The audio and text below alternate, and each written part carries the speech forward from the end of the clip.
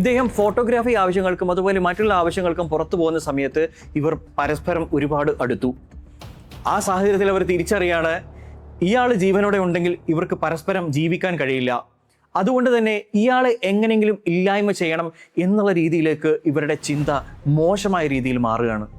അങ്ങനെ ഇയാളെ ഇല്ലായ്മ ചെയ്യാൻ വേണ്ടി അവരൊരു മാസ്റ്റർ പ്ലാൻ തയ്യാറാക്കുന്നു.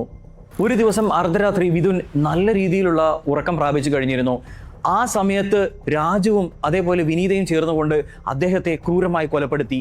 എന്നിട്ട് ആരും കാണാതിരിക്കാൻ വേണ്ടി ആ മൃതദേഹം ഒരു പെട്ടിയിലാക്കി. പിന്നീട് അവര് അതിനെ വഹിച്ചുകൊണ്ട് ഒരു ട്രെയിനിൽ കയറ്റിയ മൃതദേഹം അവർ നേരെ കൊണ്ടുപോയത് ഊട്ടിയിലേക്കാണ്. അങ്ങനെ ഊട്ടിയിലെ മലഞ്ചെരുവിൽ ആരും കാണാത്ത ഭാഗത്ത് ആ മൃതദേഹം അവർ ഉപേക്ഷിച്ചു. വീട്ടിൽ തിരിച്ചെത്തിയ ശേഷം തൻ്റെ ഭർത്താവിനെ കാണാനില്ല എന്ന പേരിൽ ഈ വിനീത പോലീസ് സ്റ്റേഷനിൽ ഒരു കംപ്ലൈന്റ് കൊടുക്കുകയാണ്. എന്നാൽ പോലീസ് ഇതൊരു സാധാരണ മിസ്സിംഗ് കേസ് മാത്രമായിട്ടാണ് അത് പരിഗണിക്കുന്നത്.